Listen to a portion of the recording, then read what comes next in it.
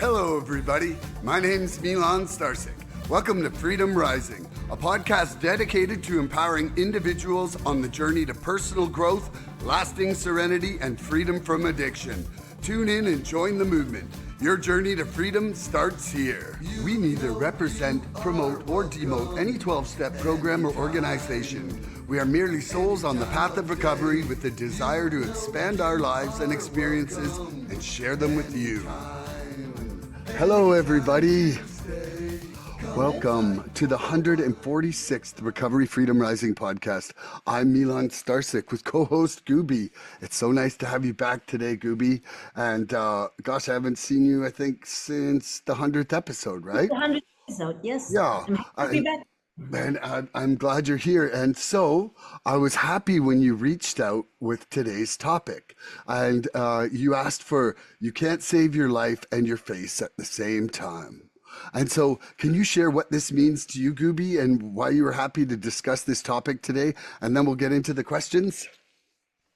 Yes, so you can't save your life and your face at the same time. It was just for today. And it's just basically the most important thing in my life. Like, it's important to drop the mask, Yes. to be honest, to stand for what you are, to stand up for yourself, to speak up. And basically, I think that is not doing that. Thinking about the mask was that kept me stuck in suffering for so long. I can dive right in. So in like my upbringing, the family, the surroundings, I would even say more like the energies, the vibration of it was all about, as long as it's not found out, as long as you look good to the outside, you're okay. Yeah. But that's not true. No, definitely not true. You know, when you said this topic, what I thought about for myself was my own internal struggle between delusions and truth and not having the tools prior to entering the program of the steps, and how like I couldn't save my life because I had all these walls of defenses around me that were really deluding me and allowing me to blame external forces for my contentment with the life I was living. And an admission of that, like saving my face, like saying, oh my gosh, I was completely wrong about life, right, was costing me my life. And so, anyway, I'm really happy to see you again. You are looking absolutely wonderful and radiant. And I like, man, you know, like the freedom rising, like I could see the freedom rising in your spirit. And I'm really happy that you're willing to come back here and share more of your journey with us. And so, would you like to start asking the questions, or would you like me to start asking the questions? I can go with the first one. So Yeah. actually, my first point is that you can't save your life and your face at the same time. Like basically sharing here, sharing about my life, that's not saving my face. That's being out there, putting myself out there, and Vulnerability.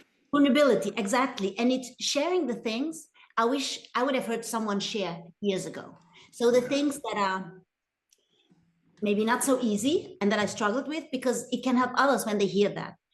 And also I had I thought this through.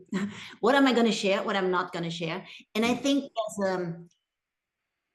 there's things I'm just sharing in recovery surroundings. Like I just had my 2 years, so I shared in meetings. That was very helpful. When was that? When was your 2 year?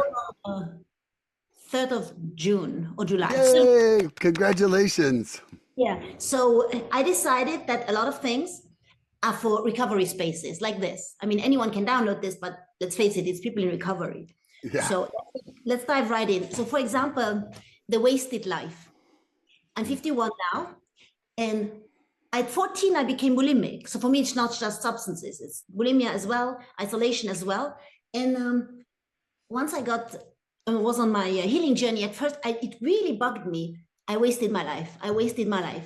And it took a lot of inner work to realize that that thinking is not helping. It's not helping me. It's not helping anyone else.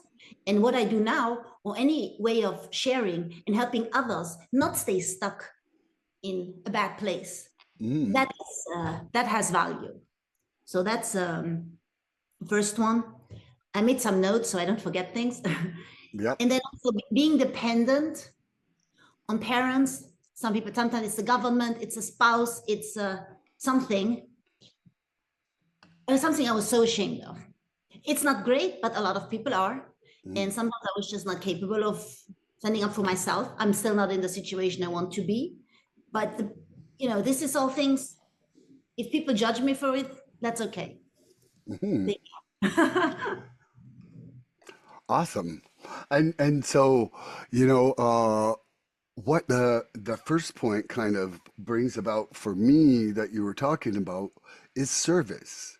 Like you having this understanding and growth, it obviously came from some work on yourself, but it also came probably from somebody else helping you at some point, right?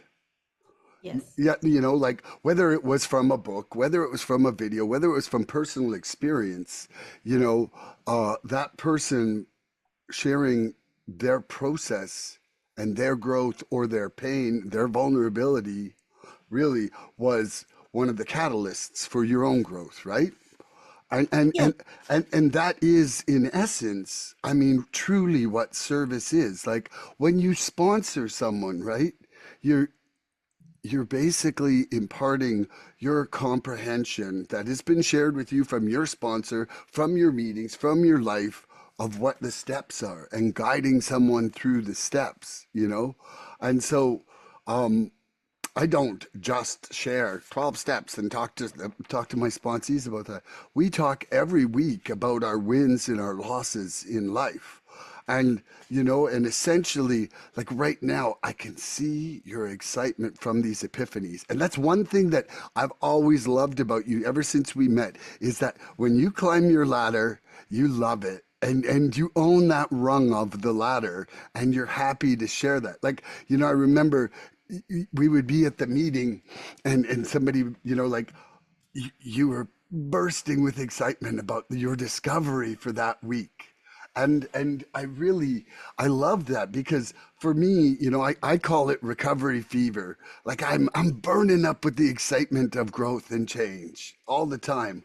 And so when I see that in someone else and they're having these insightful things, I'm so excited to be here and talk about them, you know? Yes, like for me, the big thing was the inner child work. So this time I'm going to talk a little bit more about it. Um, but first, I wanted to also mention like getting the stigma of that's something people think if you're injecting drugs, you must be some kind of degenerate. But I would more say you must be in a lot of pain. I mean, nobody goes out there on a fun night out. I'm just going to inject some drugs now. Yeah. No, like this, then you don't stay stuck in it. You recognize when your behavior becomes really, really hurtful and messed up. And that's something I do want to share. Like, even though over my whole addiction time, I was always like taking care of myself and like exercising and eating healthy as right as possible. Mm. I had very, very self-destructive paths, shooting up and or using like a mixture of 7, 8 substances, which I will not name for people not to copy. Yeah. Um, and just living for those binges is really being a low point because once you is that what you need to feel something, you're not in a good place. Mm-hmm. So, and but still with that, it does not mean that if that happens, that you're deemed for life. Mm-hmm. If you believe that. And in the other thing that's also just for like recovery places for me to share is like the death wish. That's been a constant companion through my life. And at Mm. times I tried once, and then every time I came close, I got like a very strong message. If you're going to go the easy way out, you're going to finish this in a wheelchair. So Yeah. I was really cautious. It's not something you play with. But also, I was in this state too exhausted to organize my suicide properly. Mm-hmm. So And this, I'm not thinking about organizing my suicide, but until recently, I still had that death wish. If I could just leave now, that would be better. And that's something when I come to inner child work, I want to get back to how to remedy for that. And I'm sharing these low points here because it's important to share to people where you've been, Yes, where you come absolutely. to. And the last of the low points would be isolation. I feel Yes. so isolated. I built all these walls around me, like nobody knew what was going on in my life. No. Like I was organizing events. I was like, I was functioning there. I could even drink. I didn't have to hide the drinking and things like that. But they didn't know what was going on. Nobody knew, and it was very isolated. And I don't think you can. Nobody can have a good life isolated. Mm-hmm. And also then I did not have many relationships in my life because I was in a really dark place most of the time. But Mm-hmm. then I was in a relationship, and all the things came up, like I had no boundaries, I had no self-respect, I had no confidence, and this thing of I wasn't okay with things, but I didn't leave. Mm-hmm. Yeah. So I let myself be treated badly. And that's also a point I want to come back to when we come to the deeper work I was doing. So these are really like things that come. Mm-hmm. If I wouldn't have been in isolation on such a dark place, I would not have put up with those things. So Mm-hmm. it's interesting to go looking where that comes from. And there's so many facets to isolation, right? Like at first, people are starting to walk away from us because we're scaring them with our consumption, you know. Yeah. But eventually, we're hiding from them because we don't want them to see. We don't want them to see what's actually going on with us. But the problem with that is that as you get further into the drugs and the delusions of the drugs, your only sounding board is this crazy person up here, you know? And so we we're left with less and less examples of any sort of healthy living as we withdraw in that isolation.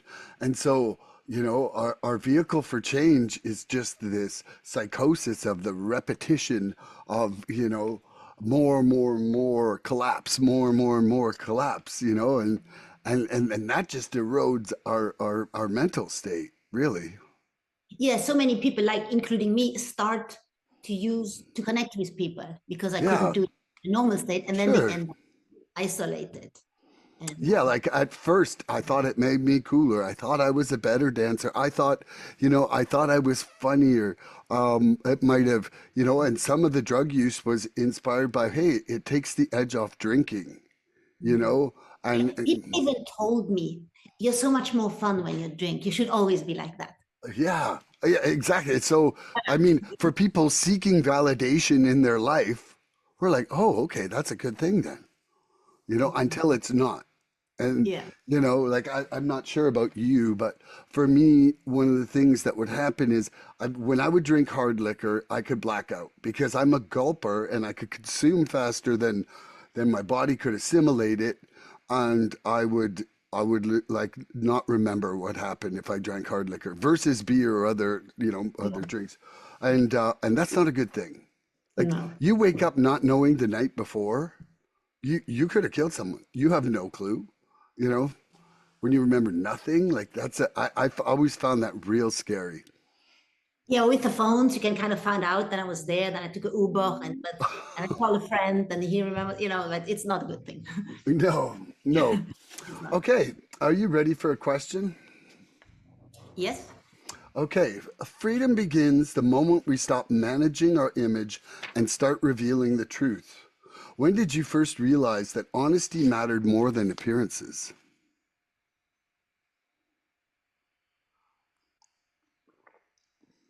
I think so. The first time I was in an environment where I could be myself. That was I was in an unconventional recovery place in Mexico, and If you want it, to shout out to them, you can. If you want to promote them, I'm happy with that. yeah, the place has changed so much now. So Okay. I'm Okay. Okay. leave that for a moment. And it was just I was even before I knew the program and before I knew that the value of an addict helping another is the highest. And I just realized that, wow, I can be myself here. And that made a big switch in me. In connecting, it took me some time. I went there a couple of times, but it was deep work started happening that actually it's possible to live without that because I had connection, addiction Mm, connection, like the yeah, trail. yeah. The opposite of addiction is connection. They always say. Exactly. Yeah. And so for me, when did I first realize that honesty mattered more than appearances? Well, I was really not very honest at the end of my addiction at all. It was um, it was the height of dishonesty in my life. Dishonesty to others about how much I was using, if I was using, when I was like, there was people who was receiving pressure to stop, obviously because things were not going good, and it was probably more and more visible how they weren't. But I would continue to lie about it, even when I knew they would know. Like That was the thing. I look Especially back like you know, Facebook. you know, yeah. Facebook is a wonderful tool for somebody in recovery because when I see pictures, I'm like, who did I think I was fooling? Like I look so like bloated and not like normal in my face, and my sinuses would be all like it was. I just look back and I'm like, I wasn't fooling anybody but myself in the thought that I was fooling people. Um, but going at the treatment center, much like you just said, it was, one of the first things is about honesty. And then you're sitting in a group where, there's other people pretty much at their own rock bottom, like mine, but, we're all sharing about our problem and unified in the desire to learn a solution. And and that to me was probably the first time that I started to see the value in honesty. And then I came out of treatment, and at first I was like kind of embarrassed of my recovery. Like I didn't and then I realized a few months in, I'm like, man, I am slaying a fucking dragon here. Like other people who are hurting in my situation, they need to know that there's a solution. And at that point, I pivoted and, I started announcing my milestones, not because I wanted a fucking parade, but because I wanted the people that had been down in the depths with me near the end to see that there's change possible. And I really wanted them to be able to see the differences in who I am and why it's happening. And then when I started doing this podcast, there was fully gloves off. I mean, like if you Google my name, it's going to come up for this podcast as much as anything. By the way, we just hit 5,000 downloads for the podcast, which you know what? It's just great. If like there's been some people who aren't even in recovery yet watching that I know. We've been on in 26 different countries from the stats that it has. So it's pretty amazing to for this to be a vehicle for what it's for. But my honesty in showing that in my vulnerability and my recovery has been key for me for my own sense of self-esteem and self-worth. Because it's like if like I hid my addiction like a dirty thing in a closet. I Mhm. refuse to hide my recovery and treat it like the same item because it's not. Exactly. It's important to stand up for ourselves and to talk about it. And I can see also because then after being in that recovery place, I also worked there, so I saw a lot of people, and the ones Mm-hmm. that were still had the facade and they couldn't be honest, Mm-hmm. not the ones. So I could not only feel it on me, but also see it on other people. Yeah, exactly. Well, yeah. So, do you have a question you'd like to ask me? Oh yeah, I didn't really make questions. I should Okay. point. Yeah. If you've got a point that you want to discuss, like both of us discuss it, you can go ahead and bring it up, and I can respond to it, and then we Yeah. can So talk maybe about I it. can form it into a question. Yeah, I think you Why? can. So as I mentioned before, I let myself be treated badly, Mm. and where does that come from? Do you have similar experiences? Yeah, so I've done a lot of work inside myself, and one of the things that I identified in myself is that I'm a people pleaser. And that people pleasing often comes at the expense of my own personal state of being. Like I might have really allowed myself to kind of feel lesser than in relationships in order just to have that relationship, where it's like when I look now in recovery, like maybe that person never really cared about my well-being at all, and just really wanted a yes person, or or somebody to vent to, and and that was enough for me, like as a relationship. And so I've had to kind of cut ties with some people in my sobriety. And first of all, I'd like to say that I've cut some ties purely on the basis of substances. Like I don't consider drinking and drug using a spectator sport. I don't really want to sit there and watch people party. And so, for some people it's really nothing personal. It's just their choice of substance use and my choice of not. But there's definitely other people that in my step work I've really evaluated to be toxic relationships, and just kind of almost hurtful to my own sense of self-worth if I continue them. Like it's almost like letting somebody still beat you because it's better than being alone. Like, and I don't want to use that comparison to anybody, but to me, honestly, to me, emotional abuse is as bad as physical abuse. So, like to anybody out there, it's like, don't belittle my physical abuse. I've been both by somebody. I've been both. So I'm not speaking from out of turn, but I absolutely feel that some of the scars from my emotional abuse, that words echo in my head a lot more than the fists I blocked, in some ways, in my own experience. And I just, I think that also there's been some real disappointment in relationships that I've had when I don't play that people pleasing role anymore. Like people got real used to me people pleasing to patch up all my mistakes from using. It was like, oh, I might have been a drunk jerk or screwed this up or whatever, but now I'll do all this stuff to make up for it. But when you don't have something to make up for, it's just like, hi, here I am. Do you love me for just being here? And if somebody doesn't have something to gain out of it, a lot of times they're not. And I'm going to leave that there. What about you?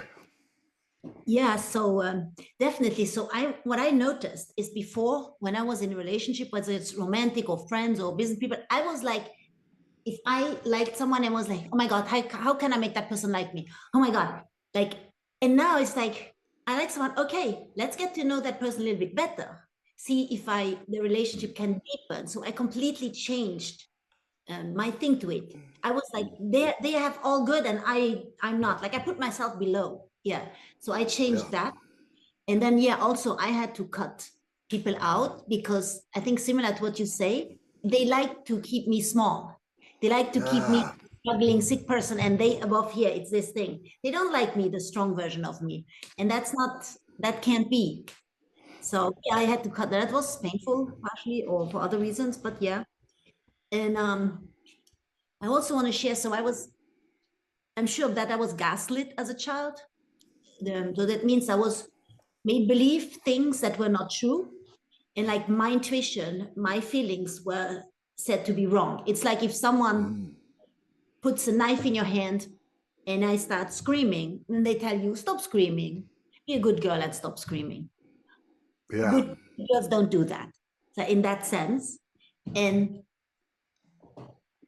I believe so. I learned in my inner child work like that people who do that, it's like they believe that you can only survive as a fake. And that's like passed down. But it's very, very, very harmful because I had no, I had very low intuition. I always thought the other people were right. And I was like, as a child, I was like very scared and didn't speak up and crying a lot. And that's why I trained myself not to cry. I still to this day can't cry because I trained myself It's because of, hard. It's hard. yeah, like literally my body stops it. And I was in, they put me in survival mode all the time. I was like adjusting to whoever I was with. Um, and my nervous system is really jacked. And that still has like consequences to this day. It's gotten better, Mhm. but it's not healed. So that's something I need to work on. I recently did yoga teacher training. So that was a very intense 4 week training, physical and also studying. And there was stuff I was not getting. And oh my God, I wish I was dead. I wanted to quit. I want to, every day it was a roller coaster. And probably 70% torture and 30% good. And then when we were training with each other, I realized, oh, I'm actually not worse than the other students. Mhm. I was like, wow. And I realized, okay, so they enjoyed it. And there a lot of it was not enjoyable for me. So I realized that, I need to heal my nervous system to enjoy life. And that comes from this childhood stuff. Mhm. To have, I still today, um, yeah, feel the nervous system is still a big thing. I had the privilege to meet this lady at some meetings in the middle of March, and she does a phenomenal job at bringing gratitude into every moment. And when you start bringing gratitude with that kind of frequency and also that kind of all encompassing, like exactly what you were saying about that intense struggle of those days, if you can flip your anger, disappointment, disgust, whatever emotion you were experiencing, if you can flip that into gratitude for the lesson you're learning, it completely flips your entire experience. And so part of my implementation of my daily prayers is praying gratitude for not only for what I have, but for the struggles that I'm going through and for the the shortcomings that I'm praying to have removed. Mhm.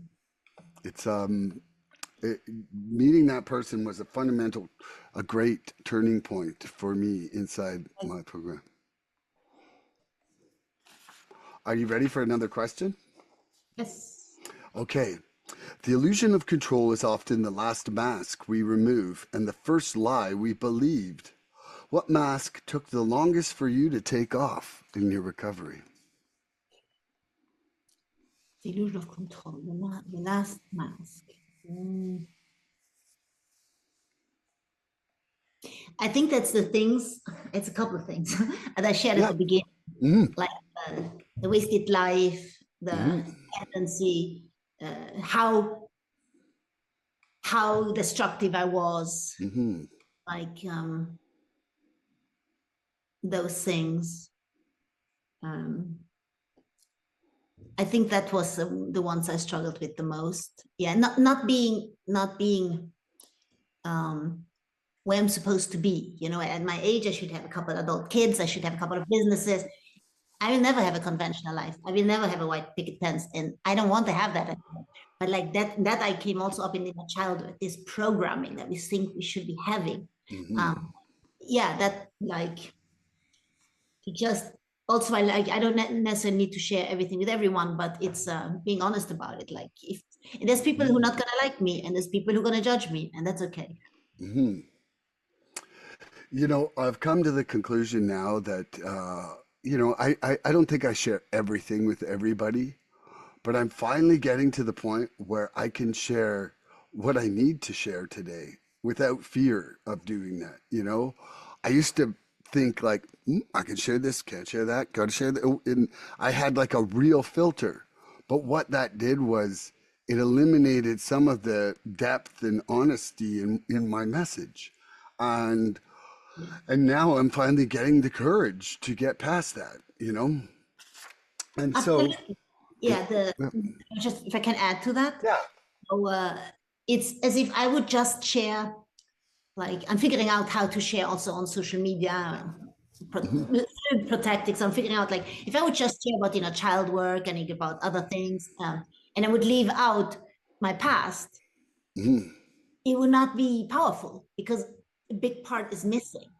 And with this sharing thing, yeah, like at the beginning when I was in recovery, I wanted to tell everyone. Like now, Okay. if I go, for example, salsa dancing, I don't feel like I need to share that there. Um, Yeah. Oh, I had an episode like that at the beginning. So the first person I had a crush on when I was in recovery, like, and he was not in recovery. So it was just a regular person, not an addict, not in recovery, and that did not work at all. I was like very open, very honest, and I was like, okay, maybe I was a bit too radical, but it was good. Now I know. So yeah. like I had to share with everyone, and maybe I become a little bit more diplomatic. And I think it comes from the fact that I was like hiding, lying, covering up everything. And then suddenly we're honest and sharing, and you want to share everything with everyone. And that's not necessary either. You can have this Mm. sharing hangover. So now there are things that are just private. Hmm. There are Well, and things that, discretion. yeah. Discretion comes with wisdom. What does discretion mean? Discretion is the ability to choose, like to Exactly, to choose. yeah, And I love what you said. Sometimes if you're in a discussion with someone, there's an opening, and then you just share something. yeah, Intuition tells you who you can be open with and who not. And that's yeah, eventually the people you're probably going to be closer friends with. yeah. I mean, I definitely think so. I like that you make the point that that's who you become friends with because, you know, the people that I feel safe with are the people that I am becoming friends with. Yeah, And and the I think, people that I'm not, I have no interest in having a false relationship anymore. yeah, and I think the people, ideally, we can be open and honest with everyone, Mm. with the world, but some people they don't share it at their work or other places. But I believe that the people we're closest to, we need to be able to be open and honest with. That's Mhm. like that's just Yeah, recovery, and that's just a good life. yeah, Like the people that closest with, connected to higher power, that is something anybody needs in life to feel good. I agree. 100%. So, what mask took me the longest to take off in my recovery? I think, well, the biggest mask, I mean, the most revealing to me this year was that I could remove my defects and shortcomings, you know, instead of surrendering them. Tom from the Silita meeting. Mhm. I love Tom. And Tom was on the podcast in March. And right at the very end of being on the podcast, Tom said, you know, when I was in early recovery, somebody said to me, this isn't a program of self improvement. This is a program of surrender. And it was just like a light went off in my head and was like, wow, like I had a really great surrender of my addiction where I really don't feel compulsion. I don't feel desire to use. It's been a magical experience. And in the face of that, what do? I start getting to a point where I feel like I am the one removing my anger. I am the one going to get rid of my anxiety. I'm the one doing this instead of surrendering them. And, Mhm. and, and it's been this really amazing accelerated journey of surrender this year for me. I call it the great resurrendering of 2025. And so, you know, that mask that I was good at removing defects when I've had zero success of it in 51 and a half years of before the program. Um, and since then, it's really my daily practice of prayer and meditation and active resurrendering has brought so much more peace and tranquility and serenity to my life. Like it's unbelievable. And so I no longer think that I've got amazing shortcoming and defect removal skills. I feel like that mask is gone. But that was my biggest mask for sure for this year. Yeah. do you have another question or a topic we can talk about? Yeah, so the thing I want to talk about a little bit is inner child work. So last time I Yeah, was on the podcast, I just started with that. So yeah. maybe I'll ask you first. So have you done some inner child work, and what was the most revealing around that? I have not, but one of the things I'm doing right now is I'm embarking on another set of steps, and instead of doing resentments for my step four, I'm doing it on beliefs. And almost all those beliefs are wrapped into my childhood. Like things like crazy bad beliefs that don't serve me at all anymore. And so I started kind of compiling a list of them. And so I haven't done any direct inner child work, but I feel like it's on my path somewhere. But I feel Yeah, like but this in there is very similar.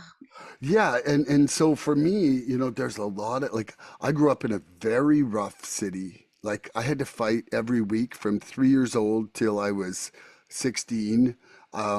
It was very bullying. I was bullied. I You mean consequently, physically fight? pardon? You mean physically fight? Oh yeah, like I like became a killer because I was gonna get killed if I didn't,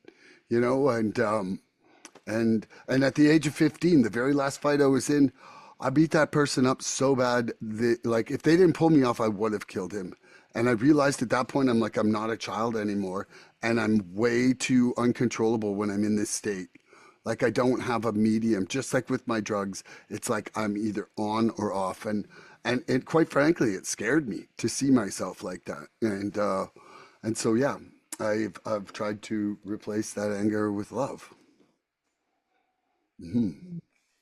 So, tell me about your inner child work, and maybe it will inspire me to relate to it in some way.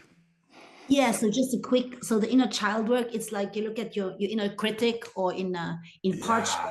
call it manager, then so that part would be, I wrote down an example here. Yeah. So if I'm thinking I've never done, I haven't done enough. I've worked all day, I've exercised, I've done a lot of things. It's never enough. Now I know, okay, that's inner critic.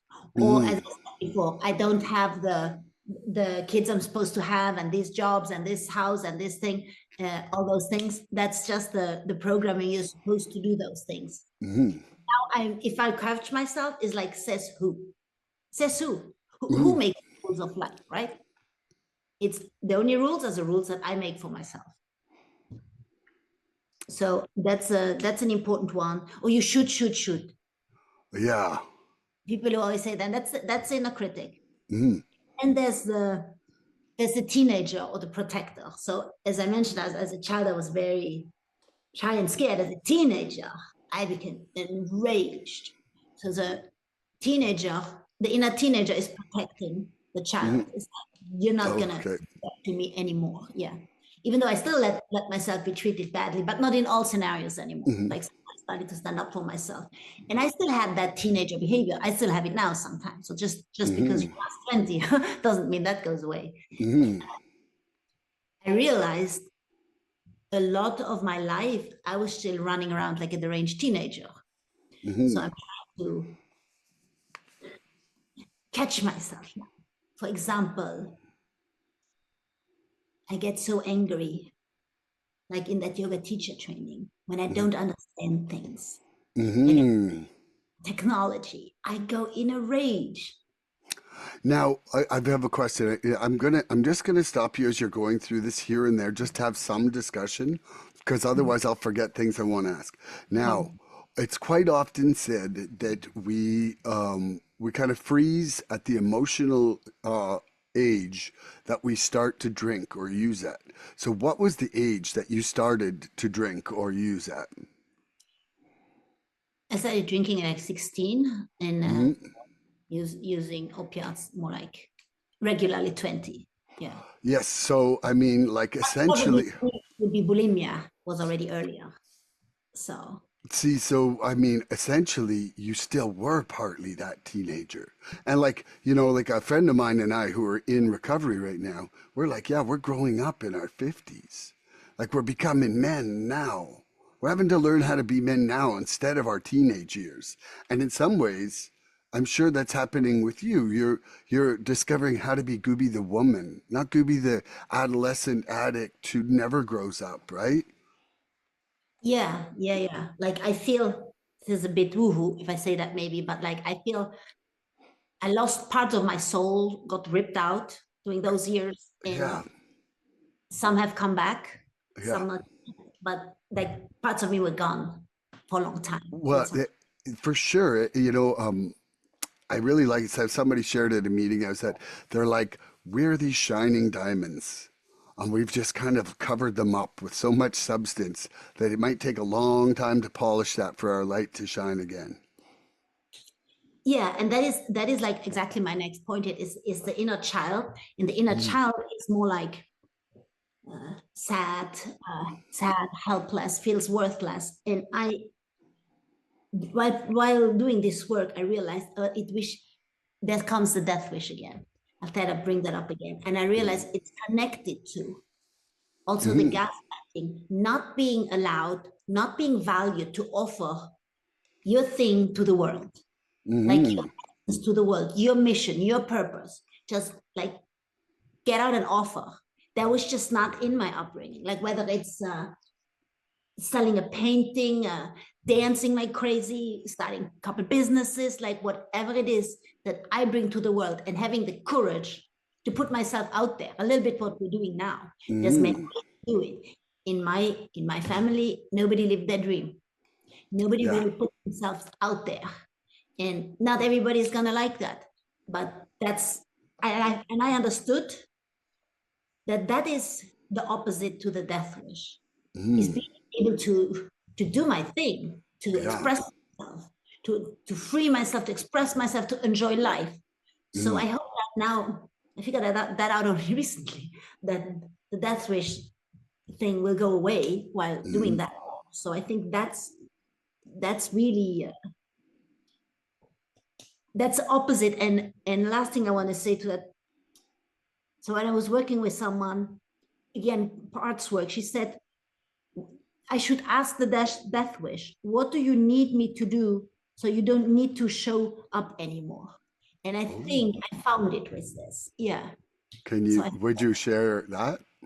yeah, the offering my thing to the world Yeah. is the answer to it. Like having the courage to do it. And for that, that's why I like coming here, because you're doing that thing too.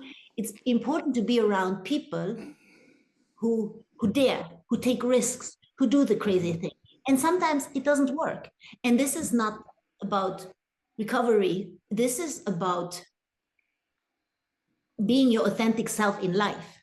This is Mm, because I didn't have that. I became bulimic, addict, isolation, all those things. But this underlying cause. And I think for that, it's so important to be around people that are tolerant, mm, have a sense of humor, that try crazy shit, they're not gonna judge you. And that's mm. important, because around those people, we can do it. If we're judged for every little thing, it's then become a scared child again. So I think that's a really, really important thing. I try to create a sphere of love and acceptance on this show. And I hope that you feel like you're inside love and acceptance right now. You know what I Yes, mean? yes, I feel free I can share here. Yes, And it might not be about recovery, what you're talking about, but it's 100% about freedom rising. yes, Like yes. it's 100% about that. And that's the thing is that, originally when I started this show, I really wanted there to be a lot more than recovery on it. And I've asked a lot of people, I've asked nutritionists to come on, I've asked like fitness trainers to come on, and some of them are just like, well, I don't see where I fit in. But I'm like, you completely fit in, So there is, Did they? I'm really glad that you were inspired to come and share this here because I truly believe it fits into what my mission statement in my heart was to start this podcast, have you ever read any Michael Singer? No. Okay, write this down. The Untethered Soul. Oh yeah, I heard the title. Yeah. I have my And Kindle. and he has another book called The Surrender Experiment. And I'll tell you, like it fits exactly into what you're doing. So when you say, have I done any inner child work? Mhm. Not by name, but Mhm. a lot of what he talks about is those inner voices that don't serve you, you know? Yeah, absolutely. And another thing he goes into about it is about like your heart, right? Like when something happens that, closes part of your heart. It's like a scar goes on the heart, right? And it also hurts to rip the scar off, but the pain doesn't last as long as when the scar goes Yeah, on. yeah, yeah, You yeah. know, It's so like ripped it off. and then about the inner voices is that like those voices have been wrong a million times in our lives, but we still listen to them. Like, it's like hiring someone who crashes a car every time they drive as a taxi cab driver. And we're like, oh yeah, let's hire Tony again because he can wreck our car. But we listen to this inner voice that isn't necessarily our true voice. It's like that. It's like the culmination of it's like the culmination of critics and fears and everything that's trying to like make us have this safe or be okay life that is really like more about It's goals a we fear don't of the even unknown. want. Yeah, fear It's a versus fear of faith. unknown. It's an uncomfort from the unknown. Yes. And you're right, it's just pushing through, like doing this in a child work. Hmm. Like there are moments where you get very uncomfortable. Yeah. And then that can stay with you for a couple of days. And then you need to be, that still happens. Sometimes I'm like, should I go there now? But I'm gonna need support. Like if I'm just here on my own, like it's maybe not the right moment, but you need to go through the discomfort to, There yeah, is no freedom without pain. absolutely. And man, I am so glad you came on here today. I feel like right now we've been kind of doing this parallel growth in our lives, and it was a perfect time for us to re-intersect here on the show. I feel so pleased right now in my heart that we're discussing all this, and I hope you're enjoying yourself too. Yeah, I love talking about this stuff. So I've got another question for you.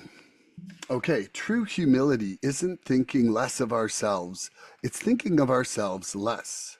How has humility shown up in your relationships since you've gotten clean, or since you've done this work, or just how has humility shown up in your relationships? Yeah, I think it might be a strange way of things, is by taking care of myself, I'm in a better place and I'm more receptive to other people's emotions and feelings and reactions. Mm, I really can say that because when I was in deep hell and addiction and whatnot, I was so self-centered, always feeling bad, always just needing my thing. And then sometimes I was not nice to people. And then sometimes I regretted it. I did a little prayer at night, and sometimes I was just lost. And now I'm more sensitive. Like for example, we have new neighbors below me, and I had to tell them things. This is just a little example. I had to tell them stuff about how to do the garbage, and then they're very nice, and I was like, and they still did it wrong, and I'm just like, okay, they're good people. Let's not push it, and that's just not the anger. It's gonna work itself out anyhow. And maybe if I would have been in hurting and self-centered, I would have been a lot more. It have to be ta, ta, ta, ta, ta, instead of thinking more long term, thinking that what is important here, what is not, or letting. I really see it when people don't respond quickly. I give them the time, and very often they answer. And hmm. and if it doesn't, I'm way more relaxed with these things, and it makes the connection so much better and so much more relaxed. Things just come easier to me to that. Yeah. I love that. And how has humility shown up in my relationship since I got clean? The one thing I feel that happened was that humility and honesty gave me the ability to truly see my part in my actions. Like for the first time in my life, like when you did steps in your treatment center or no? I work the steps up to the ninth. Yeah. Okay, so you've done a step 4. Anyway, I just wanted to make sure you knew what I was talking about. And so for myself, like when I got to step 4, and they ask you to write out your resentments, right? I thought there was going to be a lineup of people going out to the door ready to apologize to me, because I was angry at them.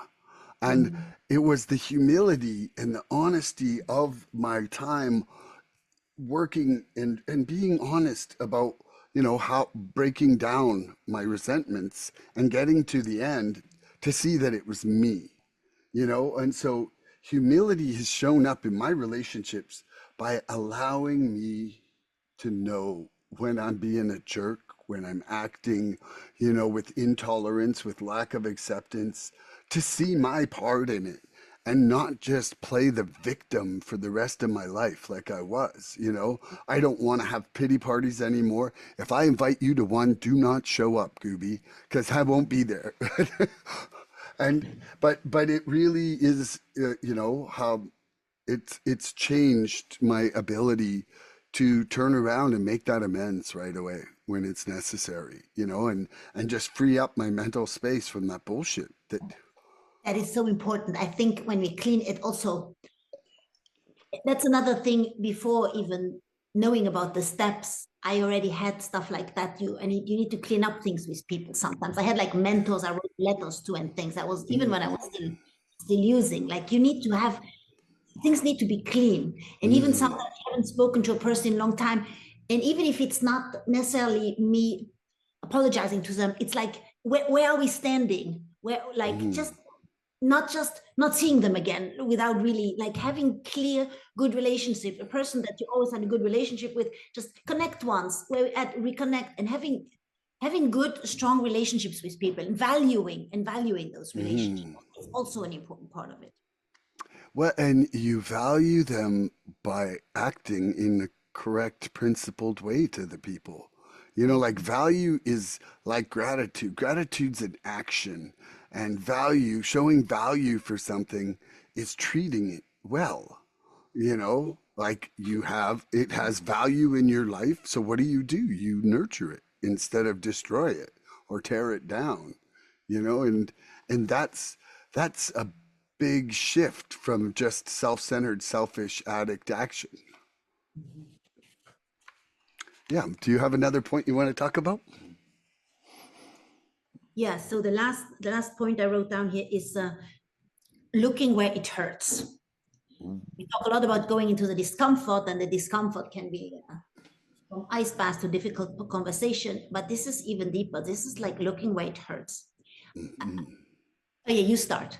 No, no, no. You start. Like, describe maybe something you looked at that hurt for us to give an example.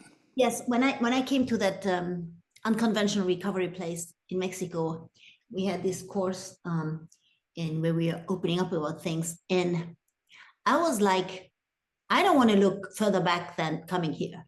Like I'm not Hmm. looking back, and I'm not about psychiatrists digging in the past for years, but I could not look at like painful stuff. And then doing the inner child work, I wrote out every year from like 3 to 21. That was not fun. I had to really go, I had to train myself to go there. Then it becomes easier. And Hmm. like one example I wrote out here. So when I was 16, I went as an exchange student to the United States. Very disturbing things happened there because it started showing that stuff was not right with me. I didn't know I had an amazing family there, and I had the opportunity to be normal there, but I couldn't. It started showing. Hmm. It started Or showing it wasn't your environment; it was you. yeah, Because it was that me. where you go, there you are. Yes, like I try to invent myself new there, but that doesn't work, you know. Mm. And and I had a similar experience like when I was coming out of long-term hell. I did like went to retreats, and I realized also, whoa, I don't know how to be around people anymore. And so it's like this thing that the disturbances happen very young. Then in teenage years, you make it worse, and then it becomes the life. And for a long time, I had regrets. I thought I did wrong. Why did I not act like this? But Hmm. now it's like looking, okay, stuff went wrong, and then that happened, and now I can look at it, and I would never find those people again. I can always send like love to them if I was not, if I was acting weird or strange or lost. I was not like bad, mean intentionally at all. It was more acting weird and lost and not knowing. So yeah, that's important. Looking where it hurts, and that's very, it's similar to the child stuff, but the more disturbing it is, the more important it is to look there to You free know, ourselves. there's a lot of stuff from my childhood that it's like I have sealed away. Like, like I didn't remember being sexually abused by someone until someone else told me their story of it. And it took me back to that moment, you know? And so, I feel like almost my mind has a good way of hiding a lot of the pain, Mhm. and some of it, one of the things, like, remember I was telling you earlier on about doing my my new step 4 on beliefs.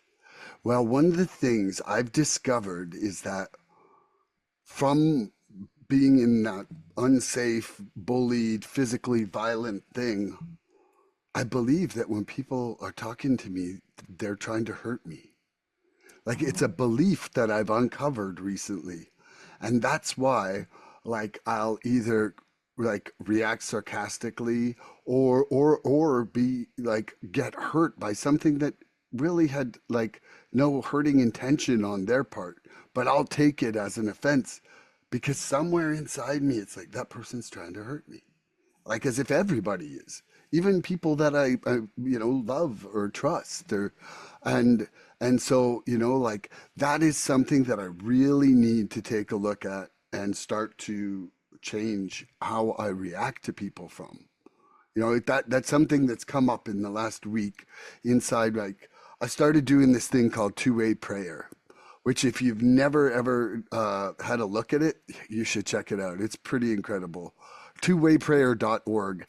You can get going on it super easy. I did a podcast also on two-way prayer with a guy from Texas last Saturday. If you want, the Coles notes on it, you could watch that one. Yeah, tell me the number. Yeah, then I can watch it. Yeah. Yeah, but anyway, it's really amazing because one of the things you do in it, you have these questions in your life, like, like how can I get rid of my anger? How can I bring more love instead of anger? How can I surrender more deeply? How can I bring more joy into my relationships with people? Like, you ask questions and then you kind of give space for answers, and then you almost like stream of consciousness write out bullet points, and then when you're done, you hold them up against the four absolutes of honesty, pureness, unselfishness, or loving. And so if the responses can pass the test of those four, then it's not acting out in self-will kind of thing. And so but I've had some really cool responses inside that this week. And it's really, try it for 30 days and I guarantee it's gonna bring more relaxation right here to the back of your neck that worries about life, to your actions, because it kind of gives you a roadmap. That's what you have where you write those bullet points. Pardon? It's questions you write out and then you answer them with Yeah. bullet. Yeah. Yeah, Okay. so it's like you're, like I could give you an example of, like, Yeah. Example. okay, so like yesterday, mine was, thank you for the privilege to help and serve. Thank you for the lessons and for what they have and will teach me. How, um, my, sorry, let's see, how my love, or how may I honor and serve the moments? How may I bring more love instead of anger? How may I bring more tolerance and acceptance to my day and deepen my surrender? How can I grow? Thank you for helping me embrace the constant state of change. And then my bullet points were freedom from truth and love, or freedom from truth and love. Treat moments as opportunities of service. Seek to listen, not to be heard. Seek to understand, not to understood, be understood. Compliment others. Give gratitude more frequently through the day. Remind myself others love me and aren't trying to attack me. Call the lonely. Be a positive part of other people's days. Keep learning. Eat better. Make time for music. Don't run from conversations. Communicate with love. Remind yourself what love is and be love. Oh, oh, And yeah. so it was really cool. And anyway, it takes like 3 to 5 minutes, but it's Mhm. like a wonder because now, if you're wondering what to do today, you just look back at that list. You look back at that list and you're like, hey, am I doing this stuff? And then, you don't have to Yeah. wonder if you're moving in the right or wrong direction. Being good, like leaving everybody you meet in a better place. That's someone Yeah, something I really like. Yeah. And then the exactly. gratitude thing you said before, be grateful for the learning opportunities, Yeah, uh, things like that. Yeah. absolutely. Are you ready for a question? Yes. Okay. We were dying from the inside out while trying to look like we had it all together. What did your life look like when you were still trying to save your face? Yeah. Let's just take this time where I was living in the Philippines. And I was doing events. It was so obvious then because either I was at my house, and then I was before I would go there. Not only would I put like makeup on and nice clothes on, and I would also take stuff that would all go together. And even though I could openly drink, sometimes it didn't go fast enough. I still took something in secret. Um, and then sometimes I was still so out at my own events, um, but I always looked good. I presented good. People didn't even, I don't know, they must have known. But what was strange, I had like a somebody who hated me, who was like my competitor, if you wish. And I was like, it would be so easy to take me out just saying that. Mm, That person did not see it, but I'm sure many others knew. Like, and then the life, I had that life out where I was all made up, and then I had the life often feeling horrible, hangovers, just very alone. Nobody would know what's going on, and sometimes it was okay, but in general, it was these two lives. Yeah, and I really don't like that anymore. And also, like then you hangovers take so much time, and then if you go somewhere, you always have to take something to do something, take something to be ready, and it's just easier to not have that. And now, if somebody calls me anytime, if I'm not busy with something, I can talk on the phone. I don't need to like drink something to have a clear head or so. So I love that. The duality that we create through dishonesty. Gosh, I think, how did my life look like when I was still trying to save face? I like to refer to the last 6 months because that's when everything started going really downhill. And, like, first of all, the lies weren't working with people who really knew me, like any facade of control was gone. And, but also, I experienced at the end for myself a real anxiousness that I didn't experience through most of oh my yeah. life. Like the one of the consequences of not sleeping for a really long time is, you're kind of automatically in fight or flight mode, which makes you really reactionary, which makes you, not really not, for me at the end, I didn't have great memory. Like I was so fatigued, I wasn't remembering, so it was like, I couldn't remember what the lie I told you yesterday was, even if I told you one. And then it was like, so you're covering your tracks just sucked. Or my covering my tracks sucked. And it was stressful and anxiety filled and quite frankly, like short fused and angry, I would Mhm. be Sure. Yeah, I me would too. be angry. I would like be angry, blaming others for things I knew I did wrong, Mhm. you know? And also the anxiety. Oh my God, Oh the yeah. anxiety. Yeah. I was not towards the end, I was not, when I was finally off methadone, I was not using daily anymore, but I still had binges. Yeah. Anxiety. That was so. And also for people who are still using, like those binges are so dangerous. Yeah. Oh, I mean, my last binge ended up me in the hospital with my heart stopping. Like, so, Oh, like I was awake while I died, and I'm telling you right now, it's not somewhere I want to go back. You know, it was absolutely cold, dark, lonely, scary, everything. People who just pass out and wake up in a hospital, lucky you. Like, lucky you, I say, because being alive for your body failing is a really horrendously scary thing. yeah, that's also what I tell people when it's like working with younger people in recovery. Like, don't wait until your body collapses. Hmm. Once your teeth are falling out, once your discs are slipped, your brain stops working well, your memory is jacked. Like, it's just so much more difficult. You can still do it, but it's so much more difficult. Absolutely. Absolutely. Do you have another point, or do you want me just to keep going on my questions? You can keep going. Yeah, I've gone through my points. Okay, cool. And you're enjoying you've got more time and everything. Like I've got lots of time. Okay, Yeah. cool. The price of pride is isolation. The reward of vulnerability is connection. What role has vulnerability played in strengthening your recovery community? Oh yeah, like being open and vulnerable is everything. So again, as I said, in that recovery place I was,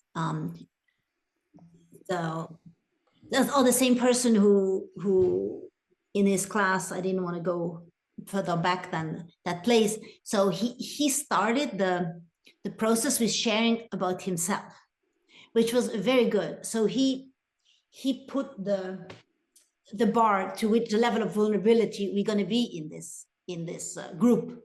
Mhm. And that was amazing because then the others started doing that too. And I had a lot of admiration for him because of for doing that. And I think if I ever do a group like that, maybe I do the same. So it's just like setting the bar, being very open and honest. And then you really connect. And then that becomes the norm. Like, I mean, 3 years ago, I was not able to talk like this at all. I was a very different person. I couldn't be. So it is everything like being, and once you are like that with the people you're closest, you tend to be more open and vulnerable with everyone. It just Mhm. becomes the norm. So now it's very easy for me to talk openly. Of course, I'm a little aware of what's going on, but it becomes my default mode. And I think it's the only way I want to be. It develops true connections. Develops, yes. And Yeah. sometimes I also have to give people a chance. Sometimes when people Mhm. look a certain way, like what I would call a little bit stiff office people, I'm like, oh, you're not going to resonate. I need to give those people a chance too. Because we like just as we don't want to be prejudged, we can't Exactly. prejudge, And I'm right? doing it too. I catch Yeah, oh myself. yeah. Um, so how has vulnerability, or what role has vulnerability played in strengthening my recovery community? The mutual vulnerability has made lifelong friends out of some people, flat out. Um, Starting out, my original recovery community was in treatment, and it made us a family. It made us a family of trust. They were the first people that I could talk about every part of my addiction, all those secrets that I had been keeping for all those years. It was like the biggest sigh of relief ever to start actually talking about that. And now, I mean, I've talked about a lot of them on this show. And, like if somebody wanted to go and just pick me apart, they could listen to all these episodes and just, be like, ooh. But the thing is that it doesn't hold any power over me anymore. Yes. Like the secrets only have strength when you're trying to keep them, Yes. you Yes. know, and, you know, um, I'm okay with my faults because I am not who I was in my addiction. And I want that to be clear is that I am a different person living a different life. And it's something that is really hard for people who don't have the disease of addiction to understand that, like who we are when we're acting out in addiction is not the same person that we are afterwards if we are working on ourselves and maintaining actual sobriety. Like I'm not sure if you believe that or not, but for me, it's like either it's like a disease or it's not. Like there's no middle. It can't sometimes be a disease when you want it to be and not when you don't want it to be.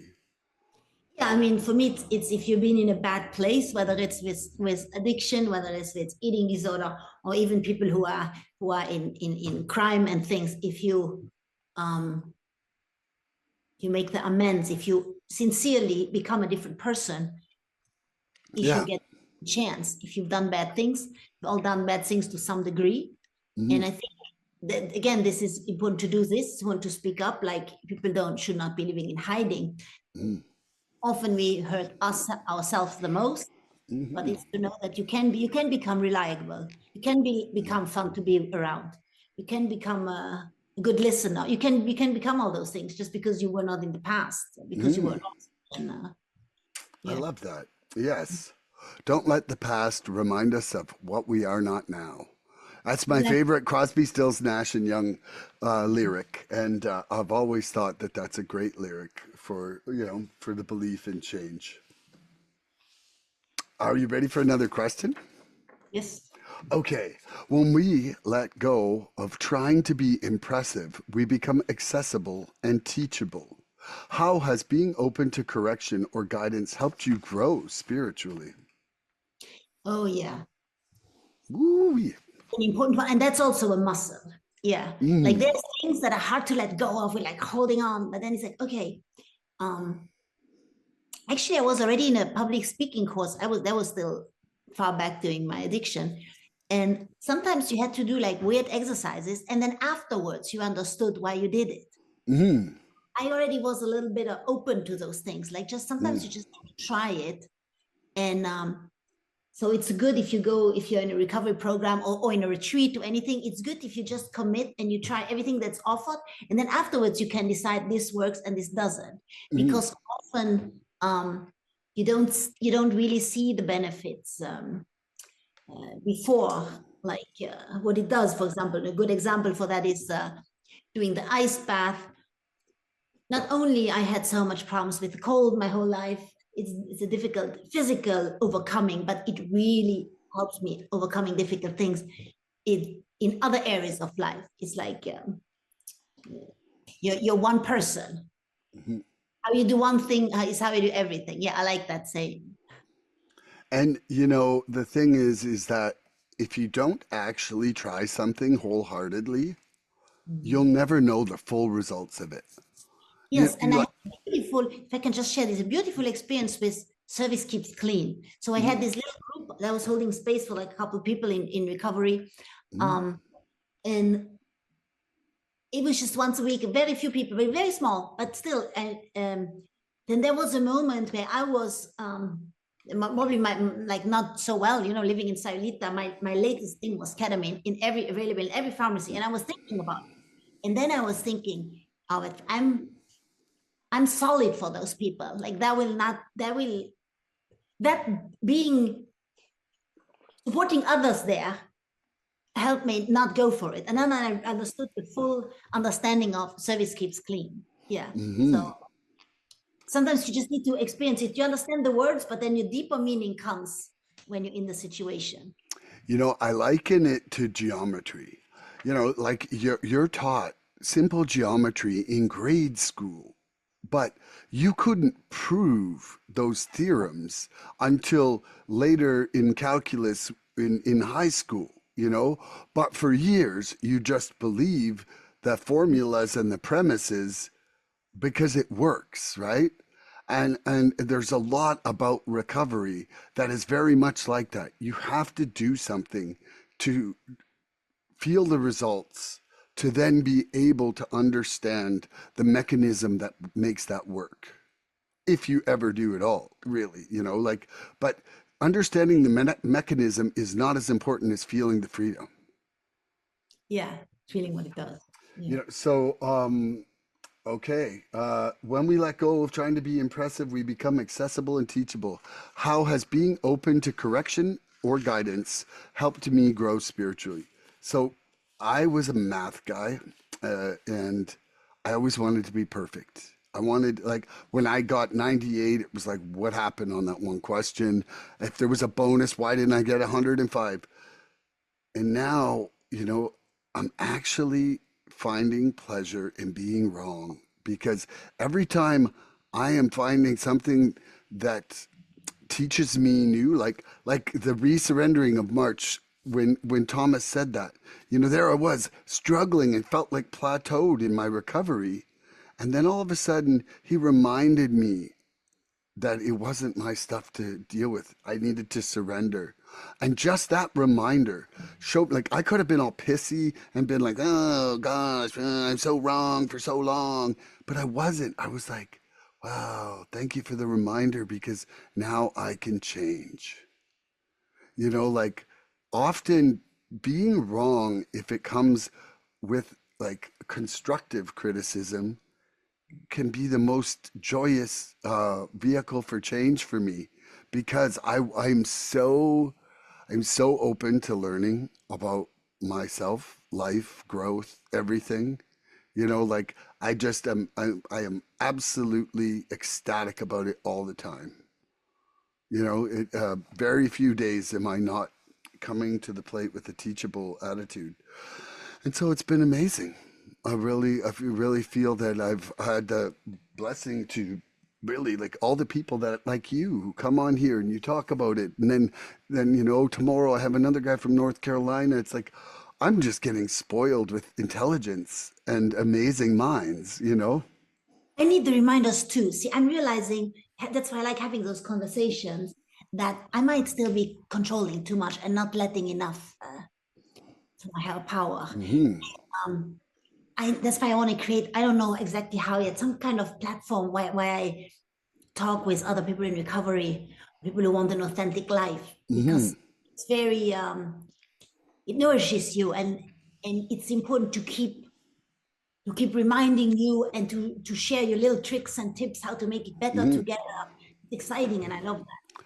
So one thing I'm going to do is you'll see if you read about that two-way prayer.org, one of the things they talk about is having like it's like a meeting, but it's a different format than like a 12-step meeting.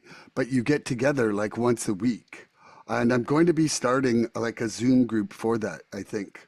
That very thing. So anyway, if you get into that, I'll let you know because I think through that there's going to be a lot of people's revelations getting revealed. Okay. Yeah, I'll definitely try it out. Yeah. Are you ready for another question? Okay. The ego resists change because it fears exposure. The spirit welcomes it because it trusts in truth. What helped you surrender to spiritual guidance rather than your own will? Woo.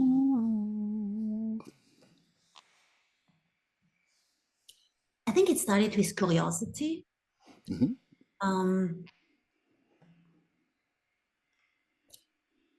it's something that talked to me, like even before. No, I did have done the step work then, but I was still like dibbling and dabbling. I was not 100% clean. I was reading a book of an intuitive, and there was like ways how to listen to it. So, like, if we listen to our intuition, um, we also have to do the things. We have to believe in it. And for me, my higher power like guides me through intuition. Usually, I just like feel. Sometimes it's a sign, sometimes it's different, but that's usually the way. Um, so that's what was the question again exactly? What? What helped you surrender to spiritual guidance rather than your own will? Oh, yeah, and it's something I work on. Like every day, I ask for divine guidance and really being attuned to it. Uh, it makes life so much better, uh, easier, because that was the thing. I was very scared. That was the thing I didn't have. I didn't have confidence. I didn't have intuition. So I had to take things to feel good. Now I can rely on myself, on my inner compass. Mhm. And once you start playing around with it, I want to get a lot better. I want to learn more about vibration and energy and keeping how to keep my vibration high. That's something that's, yeah. Hopefully, I can share more about that in the next in 6 months or so. Something I want to study because it's very powerful. Yeah, I know that therein lies big power. How, and how about, freedom. I love talking about intuition, how other people, because that's how you can learn. Yeah. You know, one of the magical things I feel that I'm really enjoying about shifting from my will to the universe's will is letting go of how things are going to unfold. Like just being like open to the new opportunities instead of being disappointed that it wasn't the opportunity I wanted, you know? It's one of the best lessons. So what helped me surrender to spiritual guidance rather than my own will? So one of the first things that happened recently as well, a good friend of mine, Bryant, who's got much more years of sobriety than me, uh, he had uh, he had a sponsor, Harry, and Harry taught him. He made like a little box, just a little cardboard box with a slit in it, and called it a God box. So what you do is anytime there's something where you could feel your discomfort of you taking your will, I write it on a piece of paper, like, okay, I would write Gubi's reaction because I can't control that. And I put it in my God box. I And think it's, that's I, talked about the box as well. yeah. And so the physical thing of it, it's really helpful to me. And another thing that has helped me is, recently I was listening to this thing and it's like flex like you're pulling a rope. Grab a rope right now. Do it. Do it. Like you're holding a rope. Okay, now let the rope go. And that's the feeling of surrender. Mhm. And so for me, having like physical representations of these metaphysical things really helps me make that transition from just action into my life. And so, when I start to feel like, because I really do, I get physical tensions from things that are uncomfortable from me. And if I can recognize that as something that is a lack of surrender, then it's like, I have to question my motives, right? Am I acting selfish? Am I acting unloving? Is it an unpure thought? Is it dishonesty? You know, and then I gotta let it go. Yeah, And it all tension in the body says tells yeah, us all. yeah, it's like my body's like the map of where I need to go. Like I heard a lady say in a meeting once, and I love this. She said, "My emotions are my signposts of where I need to go with my program." And so, like if you're experiencing a lot of any emotion, well, that's the direction that you need to be taking a look at with your intentions, with your surrenders, with your step work, with everything, with whatever it is you're working on, because Mm. if it's making it so that like my my body is valuable to me, my serenity is priceless to me. And so I don't want to give that away for nothing, you know? Like I was at the Alcoholics Anonymous World Convention in Okay. Vancouver. It was Yeah. amazing. Like I heard some people speaking, but the one guy he said, "Are you passing your serenity and who you are like salt, or are you treating it like it's valuable?" And it was amazing. Like he was just talking about giving away our peace. Yeah. We give away our peace so often for two and four things that aren't as valuable as those two things should be to us. Yeah. Yeah. Here in Luxembourg, like working with my parents and not being able to control what's happening, it's a good lesson in that. And I also, bet. I'm for my to treat my nervous system, I'm getting belly massages. It's very Ooh. good. It's something I did not know before. And you cannot lie in the belly massage. It's going to tell you. And the last time stuff Like came, belly or Bali, like spell it. belly, belly, the stomach. Yeah. Oh my God. You So can't, they're going deep on your organs. yeah, like you can't, it's actually really good. You can't lie and stuff Yeah. came out. That was like, I had to look at myself. And that was good because I wasn't fully aware. So I love that. I can't say I've ever had a belly massage. Whoa. not known, but it's very powerful. I could see it as being that. I just like it's somewhere that they usually avoid when you go for massages. Exactly, because Yeah, it's, yeah. And yeah. I'm always looking for things to heal the nervous system. Um, Once I figure out the best cure, I will definitely share it with the world. Wow. Okay, so there is no freedom in pretending, only in showing up real, messy, and willing. Can you recall a moment when being authentic brought unexpected healing to you? Yeah, a very simple one.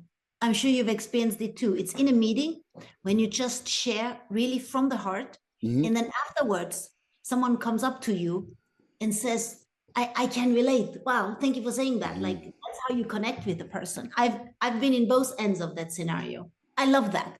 Or if you can see in the faces of the people Mm. that they feeling you, that's powerful. I 100% agree about sharing. You know, and one of the craziest things is, you know, I think most people spend half their time planning their share. You know, and I'm guilty of it too. Oh, that's 100%. I hear the topic, and my brain starts rolling along, and then all of a sudden I'm like looking down, scratching my arm, and they're like Milan, and I'm like, whoa, okay, like everything I thought of goes out the window. And there I am, like standing naked in front of everybody. Like I feel sometimes just like so spotlighted and surprised and deer in the headlights.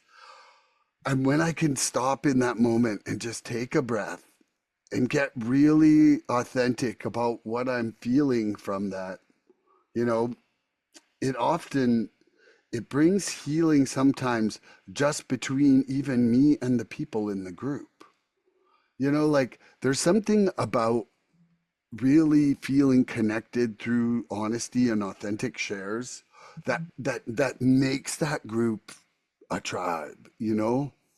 Like I think it was something that I really felt was amazing in that group in Sayulita. Like that was a small group, but it sure had some tight moments. I really enjoyed those meetings there, you know? Oh yeah, well, in Luxembourg the meetings are even smaller, so I'm used to Okay. small meetings. And then afterwards, you start, because we hear each other's shares. Often you talk about that. That's a starting point for conversation afterwards, Hmm. and that's a vulnerable tone for the relationship. So Yeah. we I should think it's amazing. meet. I'm part of some really small groups now where I live. I came home and decided, you know what, I'm going to embrace these smaller groups and like so my NA home group, I think there's 3 members of the actual group, but our meetings are usually 5 to 8 people. And so, you know, in an hour, everybody could share like 7 or 8 minutes, and you're done 10 minutes early still. Yeah, yeah, I had many of those meetings here in Luxembourg. Yeah. But it's been great. It's been some real, genuine brother and sisterhoods made, and real closeness and support and love. You know, like sometimes people can get lost in the crowd in larger meetings. You know, Yes. like it's real easy to not notice who's not there out of 60 people versus like, hey, 1 out of 5 isn't here. What's going on? You know, like radio silence and absence when you're in recovery, you let people know if you're disappearing, or they're going to think the worst. Yeah. Ready for a question? Okay, let's do one more. Okay, that's it. And then you got to go. Oh, how many questions do you have? I got a million questions, but yeah, it's all right. If you're feeling like you're getting to your limit. Oh, we can do two more. I don't know. Okay. So to save our life, we had to drop the act and step into a story worth living. What is one part of your story now that never could have happened if you kept pretending?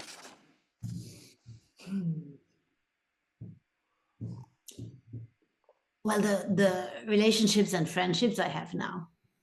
Yeah. It's very easy. That was not possible at all. Hmm. Yeah, it's that simple. Yeah. Okay.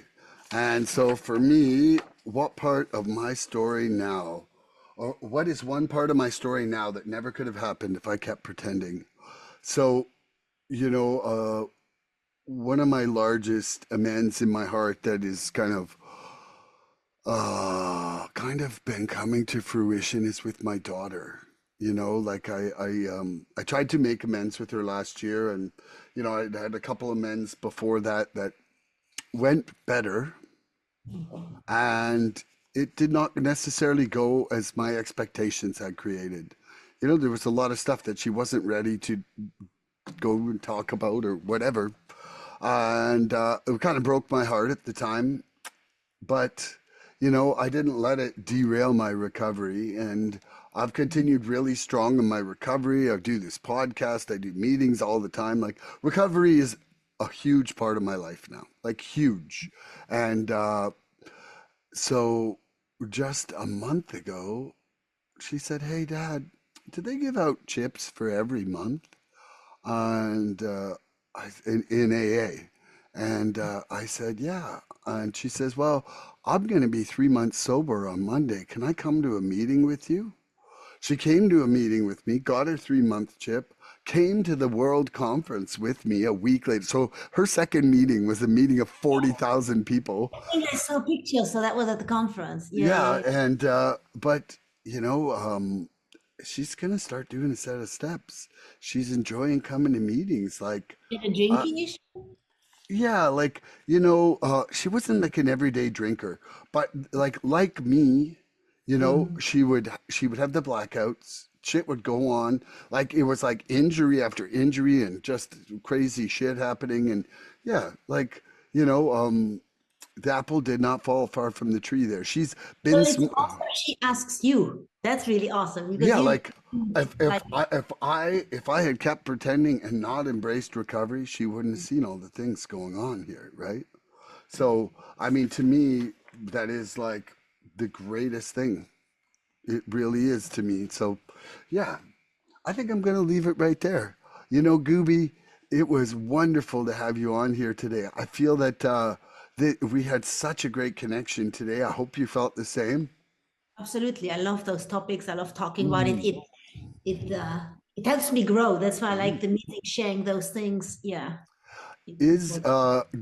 Do you want to give out any social media information if anybody wanted to follow you or anything like that? You don't have The, to. I'm not decided yet how I'm going to do Okay. that because Okay. as I said, I feel called to Hmm. speak out more, Yep. but I want to make it a little bit in a safe place. So I haven't figured it Yeah. out yet. Okay. I just wanted to make that opportunity there just for other people and for you there. How you So, can reach me? Oh yeah, people from here. It's just Gubi calls. It's just my name. So if yeah. anybody can reach me, yeah, that you can put out there. Okay. Awesome. Well, I'm really glad you're here. I think that maybe let's try to make it 3 months and not 6 months between episodes. I think that you travel enough in your recovery that we could easily have a conversation and a check-in every few months. I'd be into that if you would. Okay, yeah, Yeah. it's because I like to prepare a little bit. Of course, Hmm. it's not I don't hang strict to that, but it's Hmm. talking about it, preparing it, working it is really helping me get Hmm. clarity. So I love that. Okay, let's do that. Yeah. So right now we're kind of late July. Let's shoot for late October.